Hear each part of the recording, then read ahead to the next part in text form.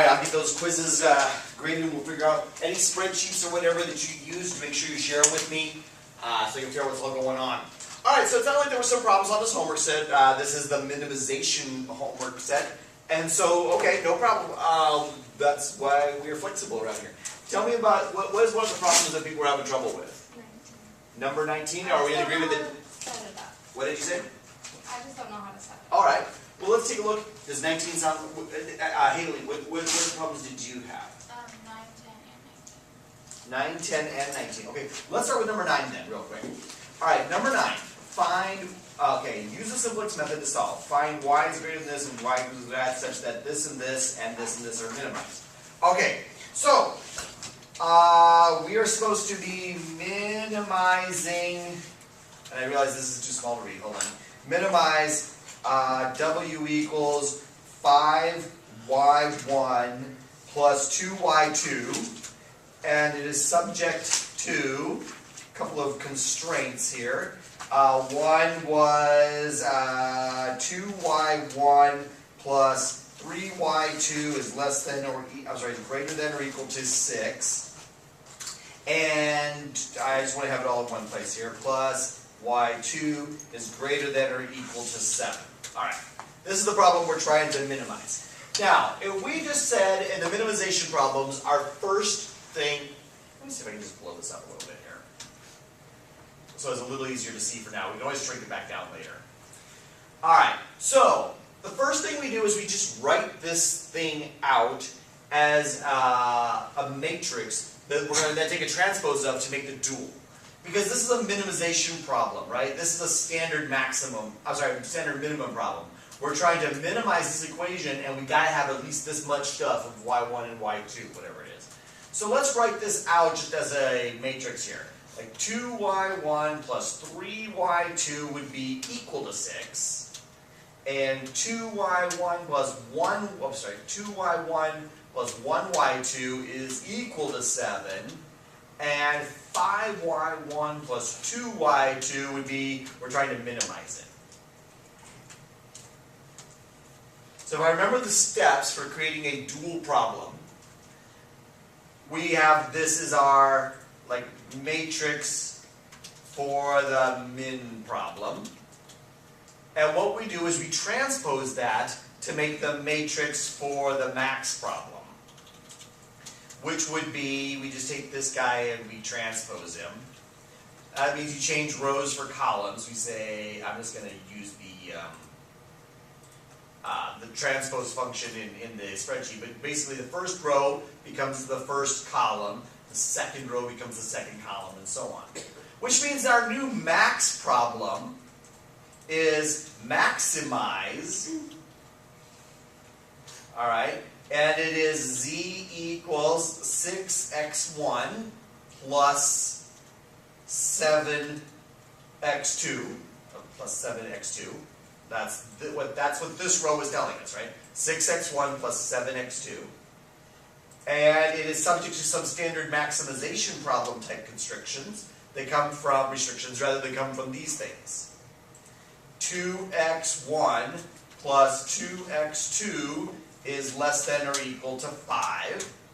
And 3x1 plus, and I'll share this answer with you guys, okay? Plus x2 is less than or equal to 2. That's what this matrix tells us. That is the problem that we're trying, well, here's the deal. This problem right here, this maximization problem, corresponds to this minimization problem. They are duals of each other. Okay? That doesn't mean that they're equal to each other or that, but they are related, they have certain properties in common and so on. So if we can solve this guy, we can also pick off the solution for this guy from there. Alright, so let's set up the tableau for this one. x1, x2, let's see, there's going to be two so-called slack variables in there. Let's see here. So the first equation is going to come from this. The first row of the matrix. 2, 2, then we add some slack and get 5, right? We could have rewritten this as 2x1 plus 2x2 plus some slack equals 5. And we could write this one 3, 1, some slack 2 is 2. And we could have written this, we pull all the things over here over to the side with the z. And so we get -6, -7, 0, 0, 1, 0. So this is our initial tableau right here. Alright, it's a standard maximization problem, so from here, it's just the steps of the simplex. Now, let's go through and actually do that, just to make sure that we understand. Let's go ahead and give this as a spreadsheet, an answer here. We're going to call this homework 4.3 problem 9. Just know when I share it with you guys, you have it, you know what it is.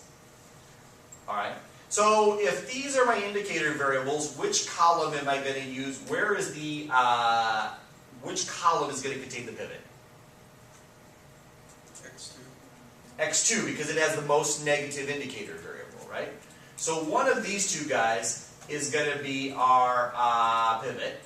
Alright, so now we investigate the quotients over here by dividing the rightmost column by that column. And in this case, none of them are weird. We don't divide by 0, we don't divide by any negative numbers or anything like that. So you just pick the smallest one off, which comes from this row, which means this one right here is our pivot. Alright, time to pivot here. Let's see, row 1. Row 1, we want this to be a 0 here. How about row 1 minus 2, row 2 becomes the new row 1. Okay, so row 1 minus 2, row 2 becomes the new row 1. Seems to work. Row 2 is just copied over.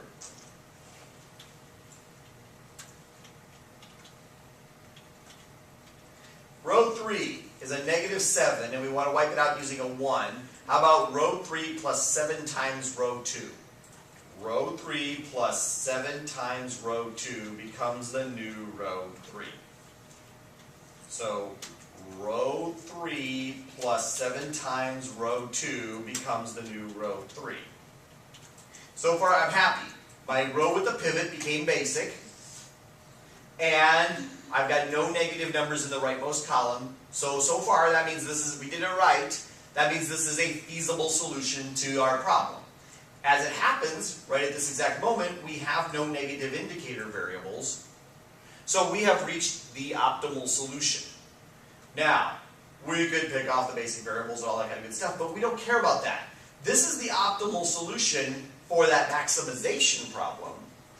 But for our minimization problem, these then are the variables, the slack variables. Their answer down here in the bottom column is the values of y1 and y2, as long as this thing is a 1 here.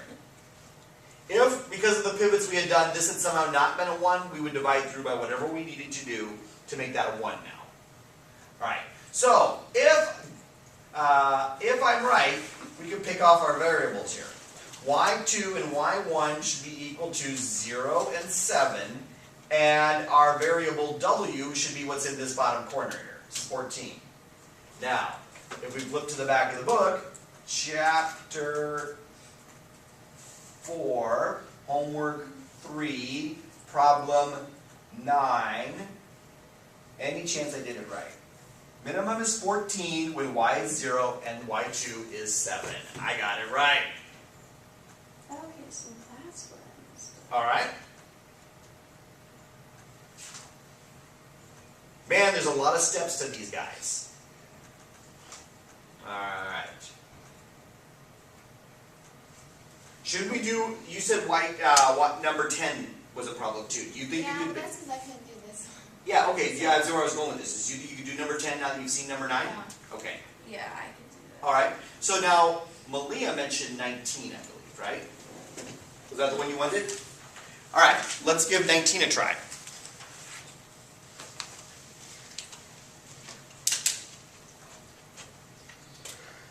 Alright.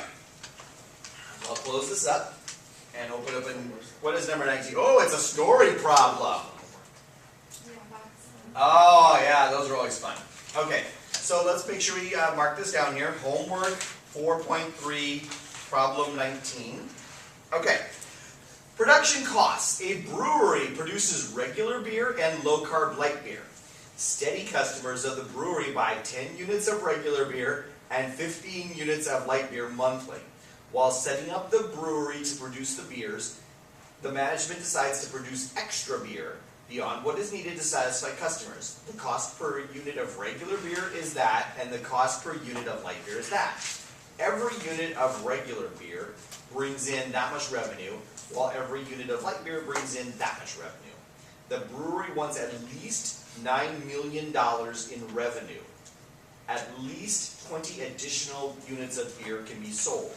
How much of each type of beer should be made so as to minimize total production costs? All right. I just don't even know what. Yeah. This is a hard problem. Okay, so let's set up the problem here.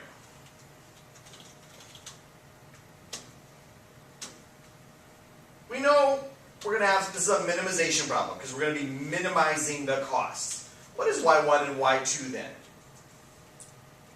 Units of regular beer and units of light beer.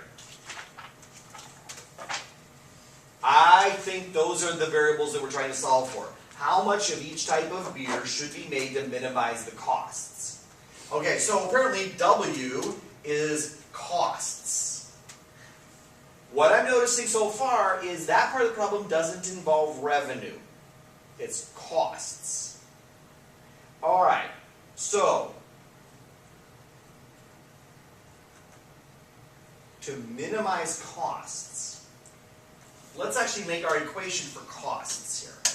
Each unit of regular beer, the cost per unit of regular beer is $32,000, and the cost per unit of light beer is $50,000.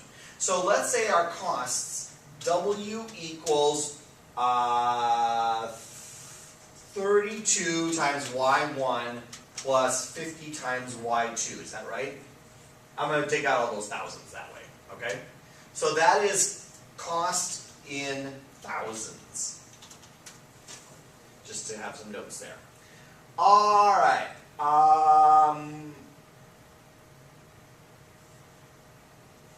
Why steady customers of the brewery buy 10 units of regular beer? So you got to make enough beer for the regular customers, and every unit of light beer brings in this much. Okay, at least 20 extra units of beer can be sold. All right, so Y1 is greater than or equal to 10. Steady customers buy 10 units of regular beer. Greater than or less than? Oh, you should be greater than, you're right. Right. We know that the amount of regular beer we make should be at least 10, because the regular customers are going to buy the 10. And Y2 better be at least 15, because steady customers buy 15 units of light beer. I spelled that up there. Makes sense, right? So there's two restrictions on our thing right there. And then at least 20 additional units of beer can be sold. Now normally we can sell 25 to the regular customers, and we can sell at least 20 more. In other words, Y1 plus Y2 should be at least 45. Because at least 20 more units of beer can be sold. Does that make sense? So, I am thinking that that is what we've got right there. In other words, we have a standard minimization problem. Standard minimization problem. We want to minimize this equation. W equals, I'll just copy it from over here. Minimize this subject to, well, these three things.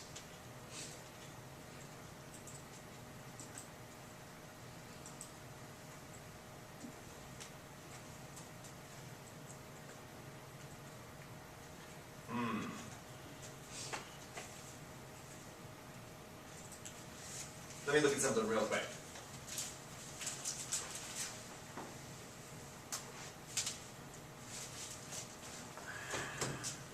Here's the deal.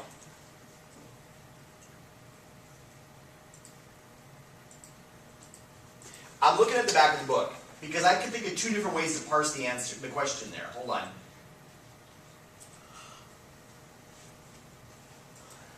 Okay.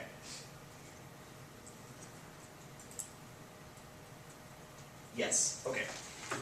Okay, because I'm wondering, one way to minimize the cost would be forget about those 20 more units, right? And just say let's only make for the regular customers. But they apparently are mean what I have written here. And the sum of this has to be at least 45. All right, so let's rewrite this in terms of slack variables and stuff like that. No, wait, let's not. Let's first write that as a matrix form of the minimization problem. So, let's see. We know 1 times y1 plus 0 times y2 is equal to 10. We know 0 times y1 plus 1 times y2 has got to be equal to 15. And we know that 1 times y1 plus 1 times y2 has got to be is equal to 45. There we go. I knew what was going on here. And then our other one, 32y1 plus 50y2, and it's a minimization problem. Okay, good. Okay, so far so good. I'm going to go ahead and just call this, by the way, this is problem 19a. Just so we're more clear about that. Which means we can rewrite this with a transpose as the matrix form of the max problem by just taking the transpose of this guy. Changing rows to columns and columns to rows. Again, I like to just go ahead and do it using the base transpose function, but you can do it however the hell you want. Okay. So what is that problem? It is a standard max problem that is the dual of the min problem. And it would be, let's see, we're going to be maximizing something that comes from this equation right here. Z equals 10x1 plus 15x2 plus 45x3. Subject to some constraints that come from the top two lines right there. Apparently, x1 plus no x2s plus x3 is less than or equal to 32. And no x1s plus x2 plus x3 is less than or equal to 50.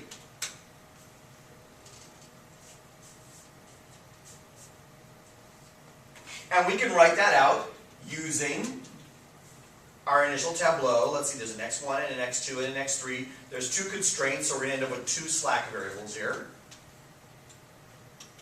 I'm going to reduce the size of this a little bit so I can fit on the screen and I can see better. So it is 1, 0, 1, 1, 0, 0, 32. 1 times x1 plus no x2s plus 1 times x3 plus some slack is equal to 32. And 0, 1, 1, 0, 1, I'm sorry, 0, 0, 1, 0, 50. No x1s plus 1 x2 plus 1 x3 plus 1 slack variable over here, s2, is equal to 50. And then we move everything over here to the side with the z, and we get negative 10, negative 15, negative 45, 1, 0. this back up a little bit just so it's easier to see on the video and so on, and on the screen. All right, we have a standard minimization, standard max problem here. Shouldn't be just too bad. Let's see here. Looks like it's going to take a couple pivots to make this happen. Looks like we've got some indicator variables here that are negative. This is the most negative one, which means this is the column from which we're going to find the pivot. So we're going to investigate quotients of the rightmost column divided by this one. Hey, they're both 1s. Are we in agreement? 32 divided by 1 is going to be 32. 50 divided by 1 is going to be 50. So I think we can go ahead and skip a couple steps there and admit that this is going to be the pivot. All right, so the pivot. Well, let's see here. First one is just row 1. It's just the pivot column.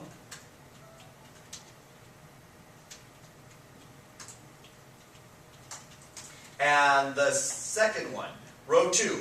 Row 2 minus row 1 becomes the new row 1. I'm sorry, the new row 2. Alright, so row 2 minus row 1 becomes the new row 2. And row 3. How about row 3 plus 45 times row 1 becomes the new row 3. Row 3 plus 45 times row 1 is the new row 3. Let's see if that worked. Got no negative indicator, got no negative rightmost columns. I've made this column basic. We are happy so far. Okay. By the way, have you ever noticed what goes on over here? It's often a very scary leap of faith on that last row, isn't it? That last row is often very different in terms of the kind of coefficients you're using. Like it tends to have weird things like 45 times this row. And have you ever noticed the numbers never get weird? Like somehow or other that 45 times, it almost always ends up multiplying by a 0 or multiplying by a 1, but when you subtract it over here, it ends up being a normal number over here. For some reason, though, that always works out. All right. We still have one of these indicator variables negative, so it's this one. Yeah, sure. Are you going to be sharing? Yes, I will be sharing both of those with you. All right. So the pivot is going to be in this column. Now remember, you don't divide by 0, so there won't be a quotient here. So it's this one's going to be the only one and divided by. Can we agree that we can skip a couple steps here and this is going to end up being the pivot? Yeah. All right. This one's not such a big deal. All right. So row 1. Hey, wait a minute. What the hell just happened here? Let me look at this up in here. Hold on. Okay. Row 1, it already is a 0. Let's just bring it over.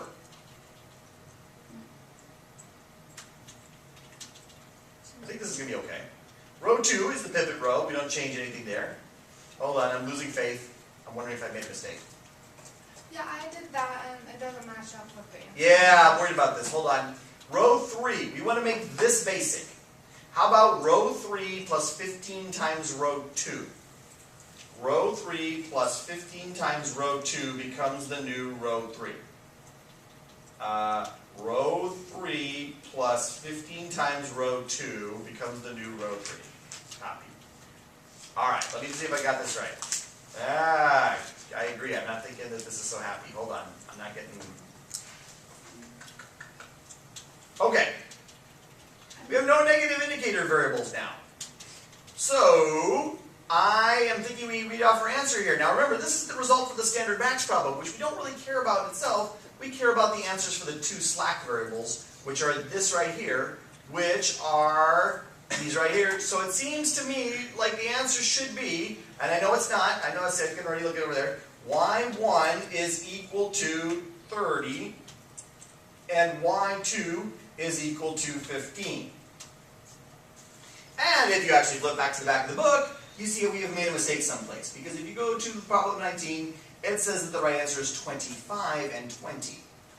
Alright, so what we're going to do is right here, this does not match the answer in the back of the book. So what do you suppose has gone wrong? Did I make a mistake setting this thing up? That's entirely possible. But Malia did the same thing, right? Is this the same wrong answer you got? Yeah. Mine was biology. I didn't even know where to start studying. Oh, I see. I mean, like, the back of the book for pre-cal, the answers for those tables were kind of wonky. Well, I'm wondering too, I kind of like our answer better. Because here's the deal. Our answer, we get that the minimum cost is 1.7 million. 1.71 million. And if you look at the back of the book, they get 1.8 million. So, here's the question. What's going on here? This is worth our time. Is this a feasible solution? Yeah. Is 30 and 15 a feasible solution? Let's go all the way back up to our original problem. Is 30 greater than 10? Yes. Is 15 less than or equal to 15? Yes. Is 30 plus 15 greater than or equal to 45? Yes.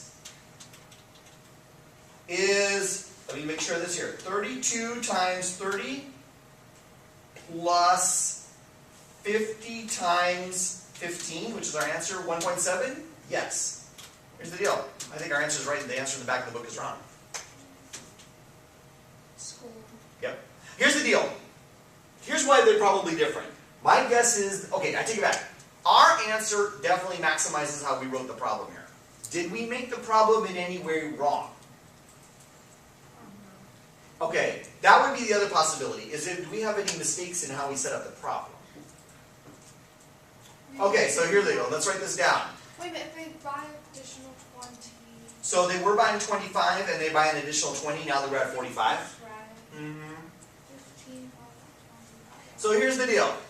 This is the min for the problem we wrote at the top of this spreadsheet. Maybe we misinterpreted their question. Does that make sense? I mean, this was a pretty weird, wordy, weird question. It could be that we've misread somehow. I mean, that's entirely possible. Yes, but we definitely have the right answer. And our answer, 30 and 15, does give a lower value than what he gives in the back of the book for cost. And it seems to meet all their constraints. So right off the bat, I'm thinking that he's just got a mistake here. He made a mistake when he did his pivots, not us. Whenever the total, like the 107, 110, did we do that by 1,000? Like, would we add like 1,000? Well, I'm sorry, what did you say? You know how like when we first wrote the minimum thing, we like did it in thousands? Yeah. Then what would the minimum cost be? Should we Then just the add answer is 3 still, zeros? that we still pick off of that bottom corner right there, but we'll add 3 zeros to it, so it's 1.71 million. So yeah, either he made a mistake or we misinterpreted the question. It could very well be. I mean, this book's in its 10th edition. My guess is that they changed the numbers on each edition, you know, as far as like the problem, and it could just be that they made a mistake. Cool! What's the shadow cost whenever we get to part B? If you haven't done part B of this, don't. I checked that word shadow cost is not in like the goals of the course or whatever, as far as the things we're supposed to cover.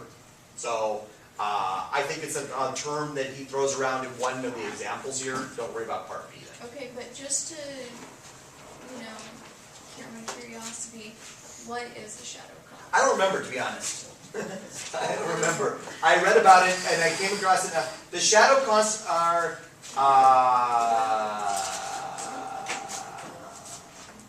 oh, I see. Okay, so you can only do this in units. So like if the, Do it real fast. oh, hold on. Wait, until now, are we going to be able to turn this in on Wednesday? Or Yes. Friday? Yes. You don't need to turn this in then until Friday, okay? And I will share this stuff with you, and so on, so you can see. And I'll change the instructions in the homework set so that in the future they don't worry about 19B and they know that the answer for problem part A looks wrong. Okay? All right. There is no exit ticket for today.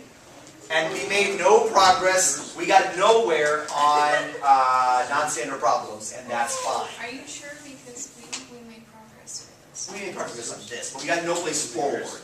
So, for Friday, you will be bringing in, I'm sorry, yeah, today's Wednesday, right? So for Friday, you are bringing in this assignment, the minimization assignment, that you did didn't have to turn in today because I think there's plenty of people who are still having problems getting that one to work. Okay, yes? How many points is the quiz worth? Yeah, I plan on just sticking it in as if it was a homework for today. Okay? So it's the same weighted as a homework and so on. Yeah. Alright. Is that a good or a bad oof? I think it's Bad. You guys have such high grades in this class. I think it's a better oof than it being like a quiz grade. Like it counts like a test or something. Yeah. Yeah, I agree. Yeah. Alright. I'm gonna turn this off.